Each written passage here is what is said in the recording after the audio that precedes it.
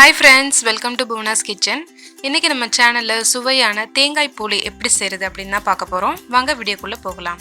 தேங்காய் போலி செய்யறதுக்கு ஃபர்ஸ்ட் நம்ம மேல் மாவு ரெடி பண்ணிக்கலாம். அதுக்கு நான் 1 கப் அளவுக்கு மைதா மாவு எடுத்துர்க்கேன். 1/4 டேபிள்ஸ்பூன் அளவுக்கு மஞ்சள் தூள் சேர்த்துக்கோங்க.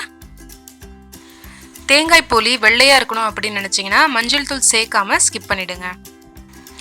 டேஸ்ட்டுக்காக ஒரு 1/4 டேபிள்ஸ்பூன் salt சேர்த்துக்கோங்க. இத நல்லா நம்ம கலந்து விட்டுறலாம். நல்லா கலந்து விட்டாச்சு. இப்போ இதல கொஞ்சமா தண்ணி சேர்த்து ஒரு சப்பாத்தி மாவு பதத்துக்கு நம்ம mix பண்ணி எடுத்துக்கலாம். மாவு பாத்தீங்கன்னா ரொம்ப டைட்டா இல்லாம கொஞ்சம் லூசா இருக்கிற மாதிரி mix பண்ணிக்கோங்க.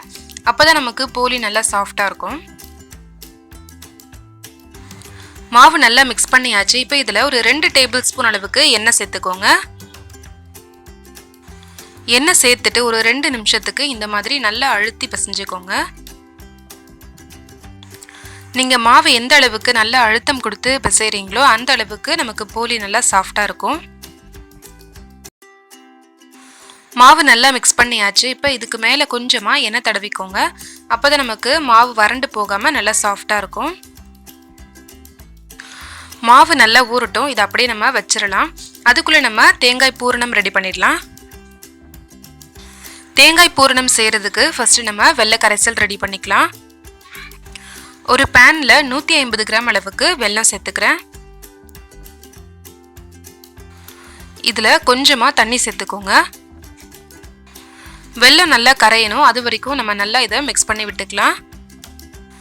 நீங்க வெல்லத்துக்கு பதிலா சர்க்கரையை பயன்படுத்தி கூட இந்த பூரணத்தை நீங்க செய்யலாம். வெல்லம் நல்லா கரைஞ்சிருச்சு. இப்போ அடுப்பை நம்ம சிம்ல வச்சிட்டு இந்த வெல்ல கரைசலை நல்லா வடிகட்டி எடுத்துக்கலாம்.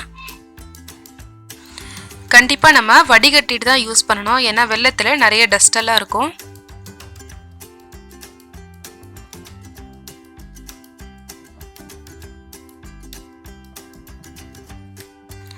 வடிகட்டின வெல்ல பாகுல ஒருக்கு தேங்காய் துருவல் சேர்த்துக்கோங்க.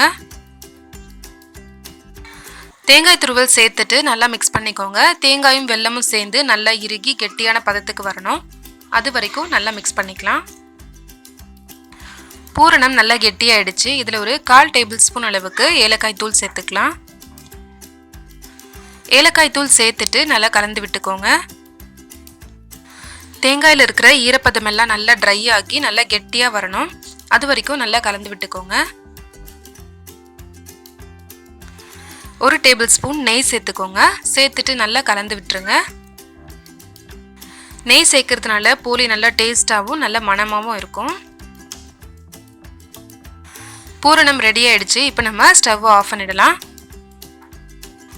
பூரணத்தை வேற ஒரு பவுல்ல நம்ம மாத்தி வச்சுக்கலாம்.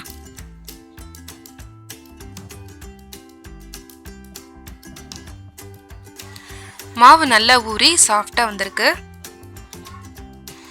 இந்த மாதிரி பிரஸ் பண்ணி பாத்தீங்கன்னா அப்படியே உள்ள போகணும். இந்த மாதிரி பிரஸ் பண்ணி பாத்தீங்கனாலே தெரியும் மாவு எந்த அளவுக்கு நல்லா சாஃப்ட்டா வந்திருக்குன்னு. மாவை ஒரு முறை நல்லா mix பண்ணி விட்டுக்கோங்க. மாவு நல்லா mix பண்ணிட்டு இந்த மாதிரி நல்ல பந்து போல உருட்டிக்கோங்க.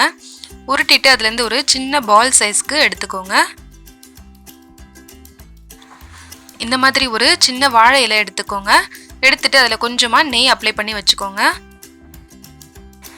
நம்ம எடுத்து வச்சிருக்கிற மாவை வாழை இலையில வச்சு லைட்டா ஒரு பிரஸ் கொடுத்துக்கோங்க. மாவு நல்லா சாஃப்ட்டா இருந்தா தான் உங்களால கையால இந்த மாதிரி பிரஸ் பண்ண முடியும்.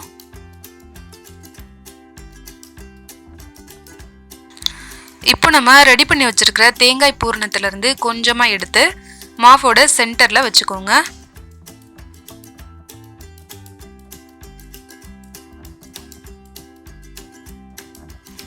பூரணம் வெச்சதுக்கு பிறகு இத எல்லா பக்கமும் நல்லா க்ளோஸ் பண்ணிக்கோங்க.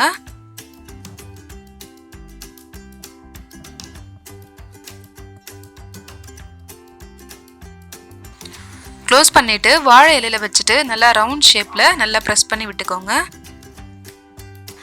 இந்த மாதிரி கையில பிரஸ் பண்ண முடியலனா பூரிக்கட்டை வச்சு நல்லா திரட்டி எடுத்துக்கோங்க. இந்த மாதிரி நல்லா ரவுண்ட் ஷேப்ல திரட்டி எடுத்துக்கோங்க. இப்போ நம்ம போலியை ஒரு தவால போட்டு சுட்டு எடுத்துடலாம். தவால கொஞ்சமாக நெய் இல்லைன்னா எண்ணெய் சேர்த்துக்கோங்க. இப்போ நம்ம திரட்டி வச்சிருக்கிற போலியை தவால போட்டுடலாம். போலியை சுற்றி கொஞ்சமாக நெய் சேர்த்துக்கலாம். நெய்க்கு பதிலாக நீங்கள் எண்ணெய் கூட சேர்த்துக்கலாம். நெய் சேர்த்து செஞ்சோம்னா கொஞ்சம் நல்லா வாசனையாக இருக்கும். போலியை திருப்பி போட்டுக்கலாம்.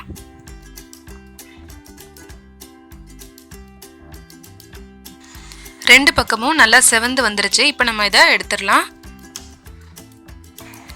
சுவையான தேங்காய் போலி ரெடி ஆயிடுச்சு. கண்டிப்பாக நீங்களும் உங்கள் வீட்டில் ட்ரை பண்ணி பாருங்கள். இந்த ரெசிபி உங்களுக்கு பிடிச்சிருந்ததுன்னா லைக் பண்ணுங்கள், ஷேர் பண்ணுங்கள், மறக்காமல் நம்ம சேனலை சப்ஸ்கிரைப் பண்ணுங்கள். தேங்க்யூ.